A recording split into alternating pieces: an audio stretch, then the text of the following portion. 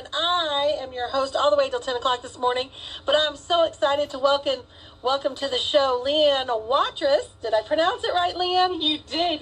Good morning. How are you? I am doing wonderful this morning. I'm excited to be here. Well, Leanne, I just appreciate you coming in and letting us know about what you're doing here, because you are running for Nottoway County Commonwealth's Attorney. That's correct. And we want to find out all about you, and our listeners want to know because I know that voting is coming up very quickly. It is. Voting is Tuesday, November the 5th, and actually today is the last day to apply for absentee ballots. So if you can't get to the polls, you need to make sure you go and get that absentee ballot application in today by 5 o'clock. Oh, that is very important, folks, because you definitely want to vote, you know? I mean, that's so important, because one of the things is people get so mad when somebody gets in that they don't like or whatever, and then they didn't vote. Well, you know what? You can't get mad if you don't vote, right? Exactly, and I hope you vote for me. There you go. Well, Leanne, let's talk a little bit about your experience. So right now, you are the interim Commonwealth Attorney for Nottoway County. Is that right? That's correct. So starting July 1st, I became the interim or the Commonwealth's Attorney for the county. I was the Assistant Commonwealth Attorney here in Nottoway County for about 2.5 years before that. I started in December of 2016 here.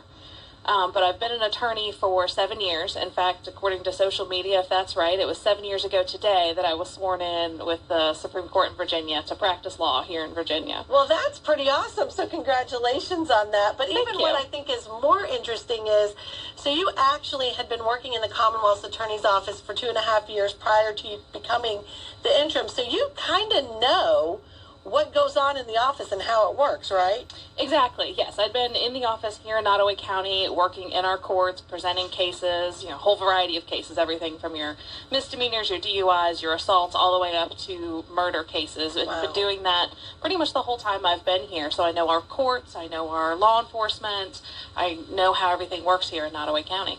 Well, let's go back a little bit, because you just said that, it was 7 years. Is that what you said, yes. 7 years? Yes. Okay, so first of all, you had this desire, I guess, to be in law, so you took the course, you went to school, you did all of that. So where did you land after you got out of school?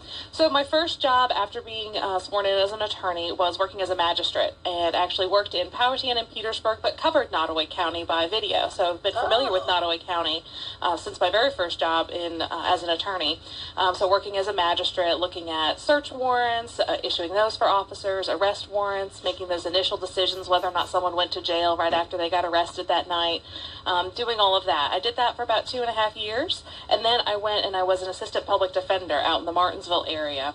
That was a very interesting job. I've joked that it's trial by fire. They throw you in there and you get whatever case is on your court day. Right. So I worked on or handled about 500 cases in the 15 months that I was an assistant public defender. Wow. So you're not really worried about the workload then, because you can certainly handle it sounds like. Absolutely. I've got a lot of experience now with a heavy caseload and just going for it. Well, let me ask you this question, and then we're going to kick it back to some more music. But since you've become the interim, what's been a little bit different for you taking on that position than what, when you were in there prior to that? It's interesting, all the administrative stuff that you need to do. I've hired an assistant.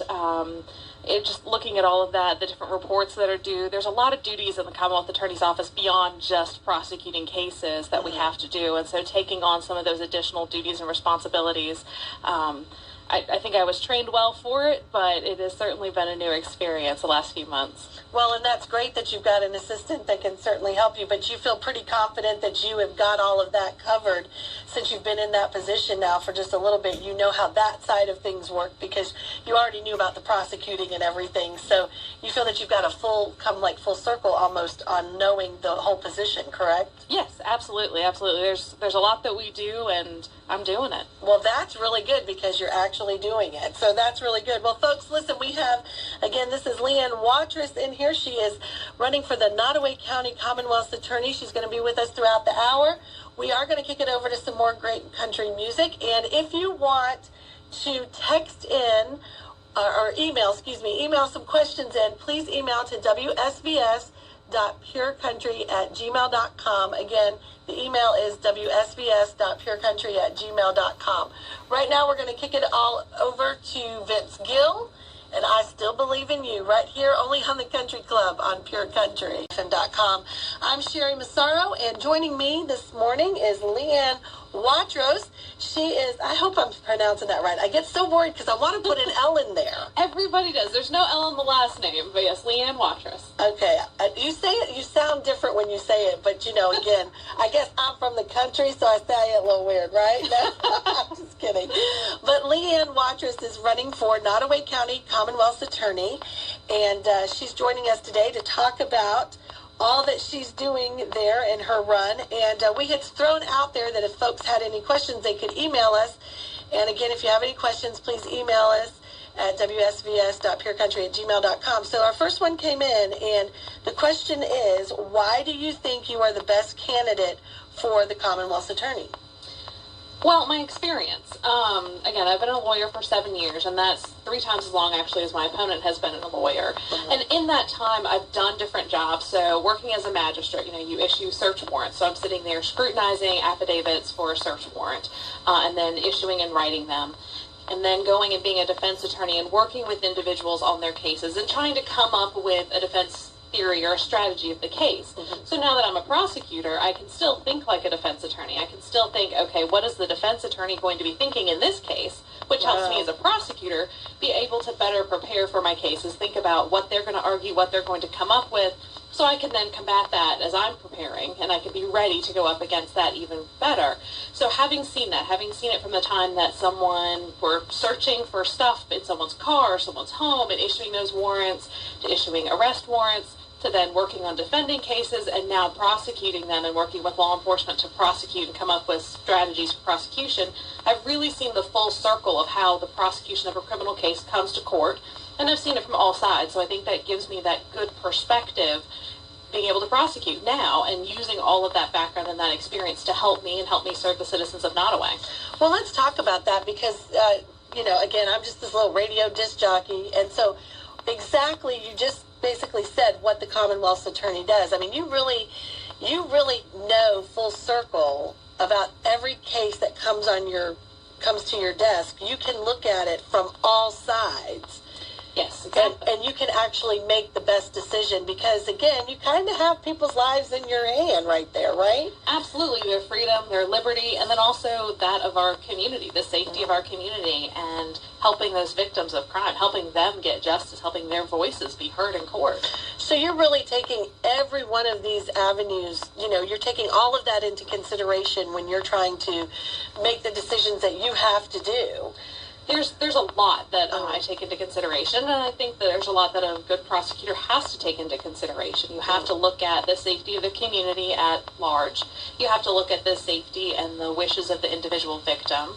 You have to make sure that everyone's constitutional rights are being protected. Mm-hmm. You want to make sure that our law enforcement are doing things the right way and that we're prosecuting cases the right way and doing it with integrity and not trying to hide the ball or anything like that.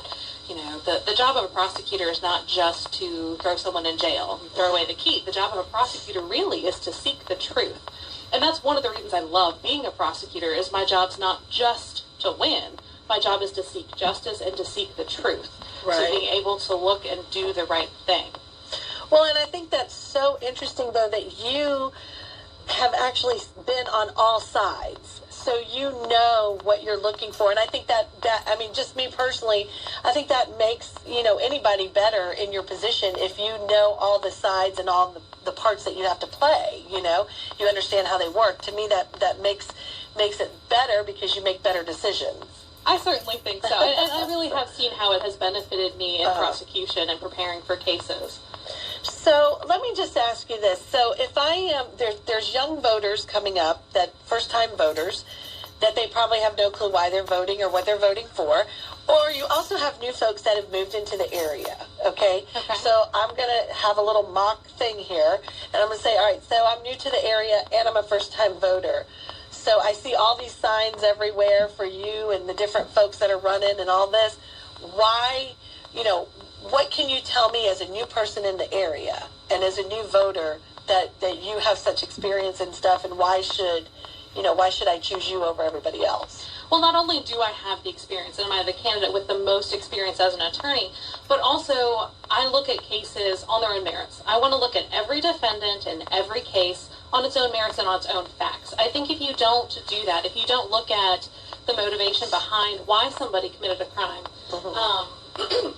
excuse me, I'm so sorry. If you need to look at the motivation behind why someone committed a crime, you need to look at their background, their criminal background, the facts of the case, all of that in order to best protect the community going forward. We're not just looking at this one case. We want to protect the community as a whole. So if you can address that underlying why, you can look at why they went there, maybe you can prevent future crime from occurring. If you have, I'm a fan of creative sentencing and sort of these minor cases. So looking at someone who, so sorry this morning. That's okay, no problem. Looking at someone, say, who stole some food. Well, maybe we can show them the resources out there to help them, the different churches that help with that, have them do some community service in one of those situations. So does the Commonwealth's attorney, because you just mentioned like you might, help them with churches or other programs that are out there. So do y'all recommend stuff like that for someone who may be a first-time offender or whatever the case may be? Do you, in their sentencing or whatever, recommend that, hey, there's a church group, this can help you, or how yes does that and no. work? I have to be careful. So obviously, a lot of times folks have defense attorneys, so I'll talk with them, and that might be something, a creative sentencing that we come up with if we were to reach an agreement, or just if we're presenting something to the judge and I'm arguing. If it's someone that I think it will benefit the defendant, but even more importantly, it'll benefit the community going forward, I think that's what I need to look at, because if I can give someone the resources to help themselves out so that in the future they don't end up committing crimes and hurting our community, I think that's going to help us all in the long term. Well, that breaks a pattern of that continuing to commit a crime or whatever, and I can see where that can help the community, because then you're not having the crimes anymore. They're out actually being a good citizen and helping the community grow and things like that, instead of kind of taken away from the community. So that's pretty cool. And I guess here's my question. So is that what they call it, creative sentencing? Because I've never heard that, or is that your term? But that's something that I just kind of came up with on the fly. It's just the idea that look at more than just jail time. Look at more than spending our taxpayer dollars to put someone in jail for a weekend or a week for a minor crime. If it's not a safety issue. Now, safety issues are something different, but if it's, these minor, a petty larceny, some trespassing, let's figure out a way to help the person, help protect our community, and save the community money, so we're not paying to put the person in jail for 2 weeks or 3 weeks where they can't serve the community, and we're just footing that bill, and they're going to end up right back there if things don't change. Well, and I guess this all goes back to you really looking at each case individually, because you may have somebody who's a repeat offender that continually has some issues here, and there's a problem. And then you may have somebody who, again, maybe they were down on their luck, they lost their job, and they couldn't feed their kids, and this is what they did. Not that it's okay, but then you can reach out to them and say, look, there's churches or other programs that can help you so they don't do that again. Right, and it really comes down to, and I want to distinguish the minor crimes and the first-time crimes versus your repeat offenders. Your repeat offenders, and if you're putting the community at large, that we need to protect the community, and that's got to be first and foremost. But in these minor crimes with folks that don't have a history, yes, that's what I'm looking at. And that's why you have to look at the facts of the case. You have to take into account everyone's perspective when making a proposed resolution to the case. It takes more time. It takes a lot more time, but it's worth it, because every person's case is the most important case to them. Yes, I do cases across the board, from driving suspendeds to murder. But just because I do even more serious cases doesn't mean that this trespassing or this assault against a person isn't the most important case to that victim and to that defendant. And I need to recognize that and treat it accordingly. I think that's so interesting, because we've all heard over the years that people have gotten thrown in jail or whatever, and it was wrong. They had no proof or whatever, and then, they ended up in jail or whatever, and they never committed the crime. But I love that you sit here and you make every case personal so that you can look at it, because you think of that person as a human being, no matter what they've done. They're still a human being, is what it sounds like to me, that you're coming across, and their life is important, and you want to try to find the best possible answer to help that person, but also keep your community safe, which you have to do. Right, and that's the most important thing, is to protect our community. That's at the forefront of almost everything I do in thinking about cases. It's just there's different ways to best protect our community based off of the crime that has occurred. So, and I don't know if you know the answer to this, but do you know what the crime rate is here in Nottoway County? You know, I don't. We just recently started or implemented a case management system in the office. I've really spearheaded that, and we just put it into effect really January 1st of this year. So we're just starting to be able to get some of those numbers and things like that. So in the future, I'll be able to answer that question. But before January 1st, we really just had paper files and no way to keep track of it in our office. I know law enforcement agencies keep track of that information. I haven't started yet, but that's something I'm working on now that I've implemented the case management system for the office. Well, that's a pretty good thing that you started. So you did that starting January. You said, hey, we had a need here that we've got to be able to look at this, and you created that for the office? I'm not very good with technology, so I didn't create it, but we purchased the case management software, and I've really done the grunt work of implementing it in the office, getting it up and running, teaching folks in the office how to use it, which I really think helps streamline everything in the office, and it makes it more organized, makes it easier for defense attorneys to give us a call and for us to know what case they're talking about, what's going on with the case, and for everyone in the office to know what's going on at different points in time with different cases. Well, that's really good to move things forward and, have things organized and great. That's awesome.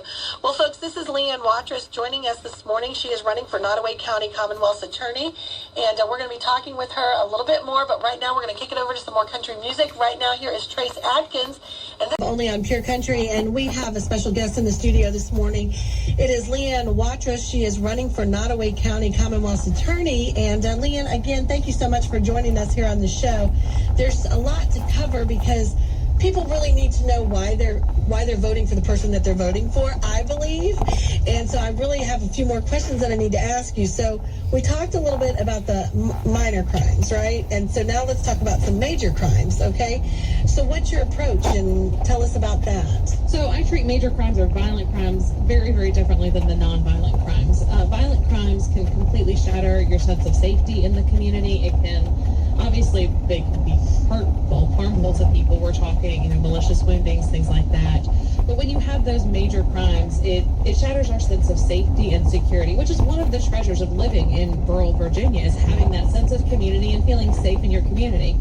And so when a major crime and a violent crime happens, it can shatter that, and I understand that, and so I prosecute those to the fullest extent of the law. There's not an excuse for that. There's not a reason for that. There's no reason for anyone to go out and hurt somebody and commit those violent crimes that is a reason just to go, we'll pass it by. Absolutely not. Those violent crimes impact our community greatly, and I understand that, and that's why I prosecute those to the fullest extent.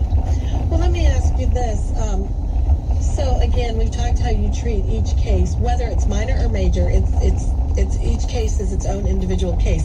Has there ever been one case where you have seen, because of what you've done, that person's life was changed for the better, and they've come back and said thank you? You know what I mean? And you've seen that happen? Yes, and that's one of the greatest joys in prosecution, is when you can see how you are making a difference in the community or in an individual's life. I had a case since I've been in Nottoway where it was a young adult victim, who, it was a very difficult case for this girl, and we put the case on and we were able to get a conviction for her. And it was difficult. It was emotional. It was difficult for her to testify. Well, I saw her a few months later at a community event that I was at, and she came up to me with this big smile on her face and just came up and gave me a hug and just wanted to say thank you and tell me how much better she was doing, because she had that opportunity to say what had happened to her, and I was able to present that and get justice for her and protect our community a little bit better through that justice I was able to get for her. So not only was I making a difference in her life, but I was helping protect our community as a whole through that prosecution. Well, and I think that is so important, because everybody has to have their voice and they need to be heard. And I think that is great that her life, one of two things could have happened because of whatever happened to this person. She could have gone in a negative route and a downward spiral. But again, she took the upward route and things changed for her and she's doing better. And that's wonderful. I think that's great that you had that impact and helped her, and certainly helped the community be a safer place as well in that. So let's talk a little bit about some stuff that you want to do and you want to bring into the office. So there's a couple of things, a couple ideas that I'm working on, one of which is attacking the drug distribution in the county. There is an issue here in Nottoway County, like most of the country right now, with distribution of drugs. Unfortunately, it is. It's nationwide. It's not just in Nottoway. It's not just in Virginia. But I'd like to continue working closely with our drug task force. I already work closely with them as Commonwealth's attorney, and I'd like them to expand the different strategies they use to investigate, to expand the people on it, law enforcement on it. One of the things I plan to do after the election is to work with our next sheriff, our police chiefs that we have in the county, as well as the sheriffs and Commonwealth's attorneys in some of the surrounding counties, to see if we can't combine resources or at least work more collaboratively. I think that if we work together, we can work smarter and pool our resources, because the drug dealers and drug dealing doesn't stop at county lines. They're not looking at, oh, I'm in Nottoway County, I'm in Amelia County, I'm in Powhatan, whatnot. They don't stop at county lines. They'll watch at our prosecution and watch at our investigation. I really think we need to work collaboratively with those around us to really attack this drug distribution problem that we have and that the whole country, honestly, is facing right now. Well, and I agree with you. And as a parent, one of the things, my kids are grown now, but as they were younger, you always worried about, would someone approach them about doing drugs or whatever, and you just constantly were worried about that. So are there plans, or maybe there are things in place right now to help maybe educate parents more? And is that something that you guys can do through your office, or maybe through, the schools, or however that would work? Because I think, too, parents have to take a role. Yes. And they have to protect their babies. You know what I'm saying? And so I think, again, joining this task force and different things, making parents more aware. So is that part of the plan to help with that? So I've got the approach that I want to take with the drug task force and really expanding that, because we do have one. As far as our youth, there's another area that I really think is troubling with our youth that we really need to educate the youth and their parents on, and it's social media. Really has a huge impact. We have text messaging, we have social media going on, and it's easy for juveniles or adults, but it's easy for our students to cross a line into criminal territory. Sexting can become production and distribution of child pornography, and without a juvenile even realizing that. Joking around can become felony threats in writing, and then just trying to fit in with your peers, we've seen, can become bullying. So I plan to develop really a program with the schools where I can address students each year about these issues.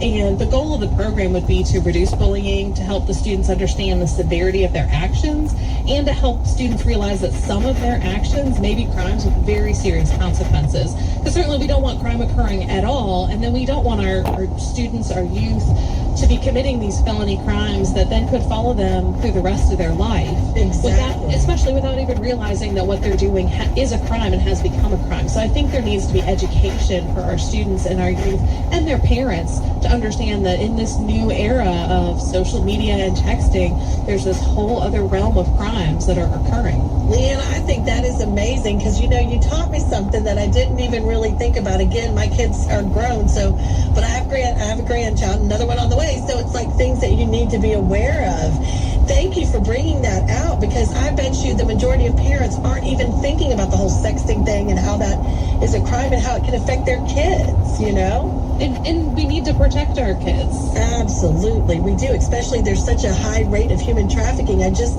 read something that there was a big deal in Virginia alone. There is such a huge rate of human trafficking that you wouldn't even realize it. Oh yes, it's here, and it's been here for several years. I remember going to trainings on that, on drug trends, on all of that, for the 7 years I've been here, starting as a magistrate, training on drug trafficking and human trafficking.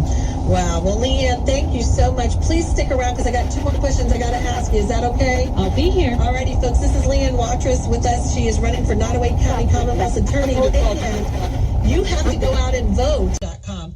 Sherry Massaro hanging out with you, and I am just pleased as punch to let you know that we have a special guest in the studio. It is Leanne Watrous. She is running for Nottoway County Commonwealth's attorney, and I know I'm taking a little bit more time than I'm supposed to, but I feel that it's so important that we find out about the folks that we are, getting ready to do some voting for. So I really want everybody to know who you are. And, like I said, we are open. I do have to put it out there that everybody who is running has the same opportunity as you do. So we don't support one candidate. We are unbiased in everything. And one of the things I do want to say, though, so we all know that some things happen when election time runs around, and things can get quite interesting out there. I know we've seen it in the major players with the presidential elections and stuff like that. So I do understand, because we got an email in, and somebody says that you faced some scrutiny in reference to plea agreements out there. So would you like to talk about that? Sure, absolutely. As a prosecutor, you have to look at each case. We've talked about that a little bit. And when looking at a case and deciding whether or not I'm going to make any offer to a defense attorney or a defendant, there's a lot of things that I have to look at. I have to look at the strength of a case. We'd love to think that every single charge that gets, or crime that gets charged, is rock solid, that there's no weakness in the case. And I work with our law enforcement to make sure we have the best possible cases. But sometimes there are weaknesses in cases. Sometimes there's a weakness in evidence. You may have a witness who refuses to cooperate, and you can threaten them with failing to appear in court. Well, then they'll come to court, and are they really going to cooperate with you on the stand? Right. Sometimes you have a witness who is too young or emotionally fragile to be able to testify. We deal with crimes with the worst of the worst, and crimes against young children are some of those worst of the worst. And so you have to take into account that child's mental status and mental health and ability to testify. Sometimes, if you have a 5-year-old, they might be too fragile to talk about the absolute worst day of their life. Occasionally we have defendants who choose to provide assistance or information for consideration in their case to help prosecute and investigate other crimes that have occurred in the area. We get legal issues, factual issues, things like that can come up in cases. I became a lawyer to be in court. That's the whole reason I became a lawyer. I love to argue cases and just present facts and think on your feet and all of that. That is my greatest joy. I love trying cases. But sometimes the best outcome is to present an offer, especially when you know your judges, you know the facts of your case. Virginia has sentencing guidelines which present a general range for active time in felony cases. And so that sort of gives us a frame of reference for what someone may be sentenced to if it's a trial and then rather than a plea agreement. And understanding that is part of the job. You trust your Commonwealth's attorney to understand the strengths and weaknesses of a case, to find the best way to protect the community. Just like if you are hiring an attorney for some private matter, you trust that attorney knows what they're doing and knows the facts of the case. And that's what the community is trusting and paying your Commonwealth's attorney to know, to understand and find the strengths and weaknesses in a case, to figure out the best way to protect the community.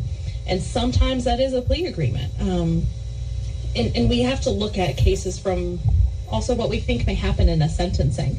By understanding my judges, by understanding my courts, and having some idea what may happen in a sentencing situation. If I know what I'm going to argue for when we go to trial and I win that case, and I know what I'm going to argue for in the sentencing, why not offer that to the defendant from the get-go? Right. Because if they're willing to accept what is a fair and just outcome for the case from the get-go, I save the court time, I save our community time and money. We save citizens money from having to come to court to sit on a jury. So if I'm able to get the outcome that I'd be asking for anyway, and the defendant is willing to agree to it, well, that's a win for everybody. Well, you hit on something that I think is important. It's about saving, of course, time and money. Because, again, it's the community that when cases are dragged out, like that, and I don't want to say they're nonsense cases, but if you already know what you're looking at, and like you said, there's instances where you do a plea agreement because maybe the person is too fragile or whatever the case may be, and you do that, and then you end up saving money for the community. How good is that? Because it's a win-win, right? I mean, am I looking at it the right way? Absolutely. Because you're doing it for the community as well. I mean, of course, the number one thing is for that person who you're dealing with, but you're also doing it for the community. The community saves all that money in dealing with all the court costs and fees and all that stuff that's out there. Exactly, and that's my whole point. In any situation, if you are able to get exactly what you want, and in that process save money and save time, that's absolutely a win-win. You have the outcome that you were going to ask for, even if you had to go through or got to go through the whole trial, because like I said, I love trying cases, but by saving that time and still having the same outcome, it's a win-win.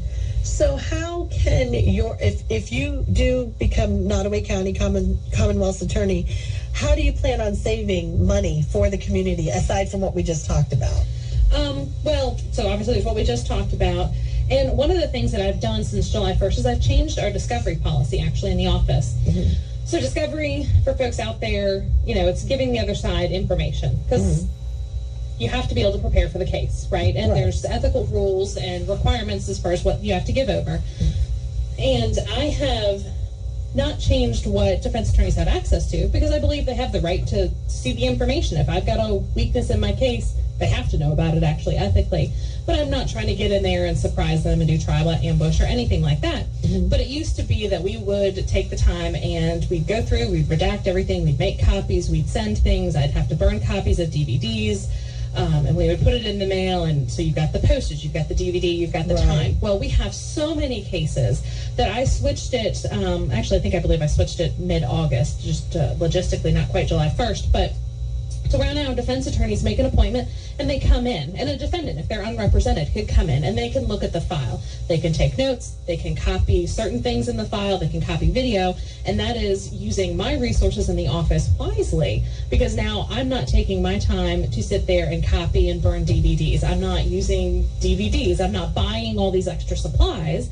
The defense still has the access to the same information, but I'm saving our county resources and time and money by doing it that way. Well, and I guess, again, I'm no attorney by any means, but again, it kind of makes sense to me because if they want the information, then it's their job to get it, right? I mean, you offer it, but it's their job to go through it and make sure that they're getting the information that they need. That's part of why they get paid. Is that right? For the most part. As a prosecutor, some of the special duties we have to make sure that justice is served and someone's not wrongfully convicted includes giving over what's called exculpatory information, something that might show that the defendant is innocent, because you never want an innocent person to go to jail. Right. So I have a duty to make sure they're aware of all of that and then provide access to the information.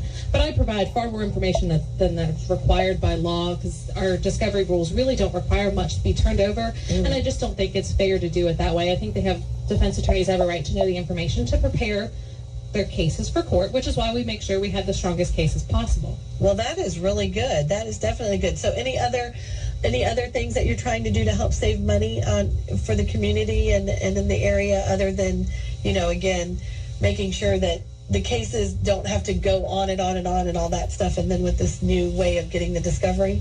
Well, in the non-violent crimes, some of the ones we talked about, the creative sentencing. So some of the things that I've done in the past, and I'll continue to do, is if you have a case where, say, someone with no criminal history, and they lie to a cop, and then they come clean. So they've been charged with false information or false report to police officer. I've done a situation where I've said, okay, well, how about we continue this case and you do, 20 hours community service, depends on the situation, to help pay back the community for that wasted time of when you wasted the law enforcement time and the court's time and the prosecutor's time by telling that lie. So let's pay back the community for what you cost the community as part of your sentence or as part of what we're going to do before we deal with the charge. Well, that makes sense. And I mean, again, they're taking responsibility for the decision that they made that was wrong. And I think that's good because, again, then it helps people to not make those wrong decisions. Yes, you need consequences for your actions, but I think the consequences need to fit the crime, whether that's a nonviolent crime or then a violent crime, and those consequences are some serious jail time in a violent crime. We talked a little bit in the last hour about, drugs and different things like that. So are there programs out there that can help these folks who are addicted to drugs or alcohol?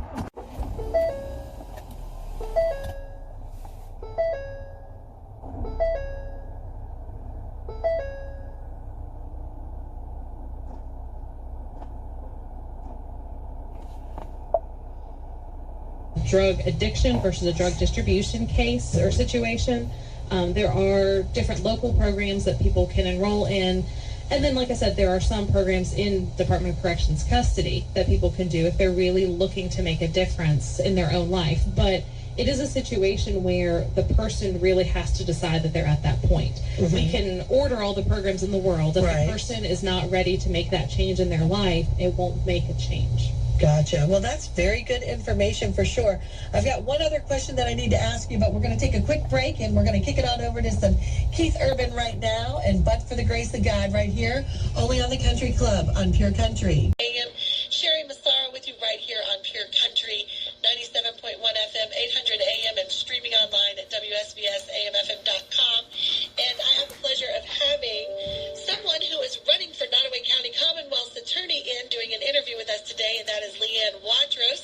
And we want to say thank you so much for coming in. And I do have one more question before I let you go, because I know you have a busy schedule. And again, we here at Pure Country appreciate you taking the time to educate not only us, but all of our listeners on what you stand for and what your beliefs are and why you're running. So we all know with elections comes a lot of mudslinging, okay, and things like that. We've seen it throughout the presidential election, and it has continued literally for the last, 3 years of the president's time out there in office.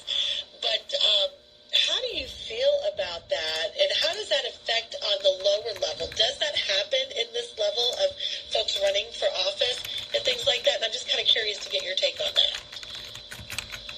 I've never liked the mudslinging. I've never liked negativity, and unfortunately, it has. It's made its way down from federal politics, all to state, and all the way to local politics.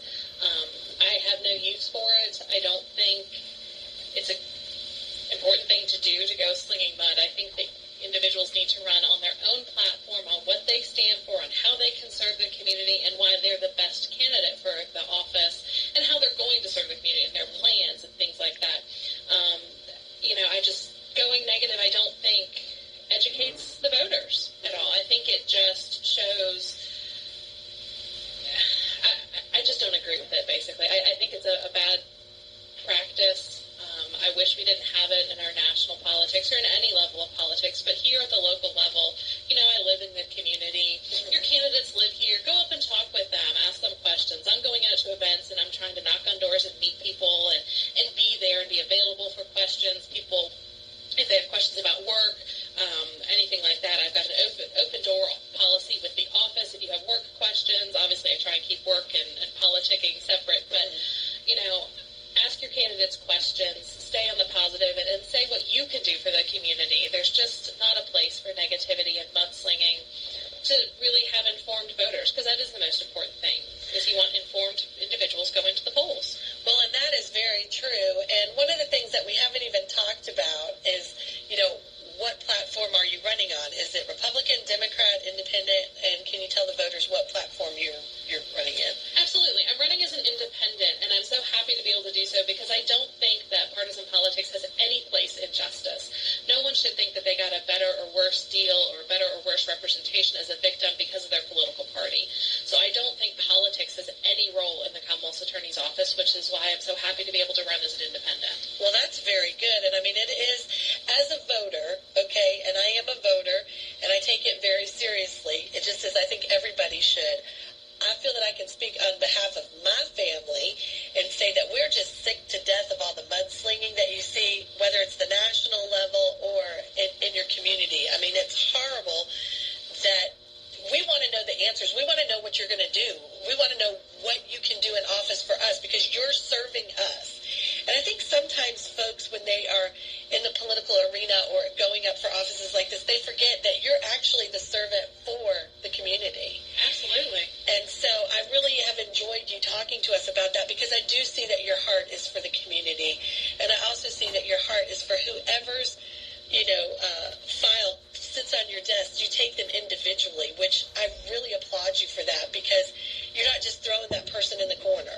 You know what I'm saying? I mean, you really seem to be taking it seriously, and your record will speak for itself, and that's obviously a good thing, for folks, because your record can speak for itself. So we are getting ready to wrap this up, and again, we want to let folks know that voting is on November 5th, right? Yep, Tuesday, November 5th, coming up just 1 week. And today is the last day if you need to do an absentee ballot. It's the last day to apply for an absentee ballot.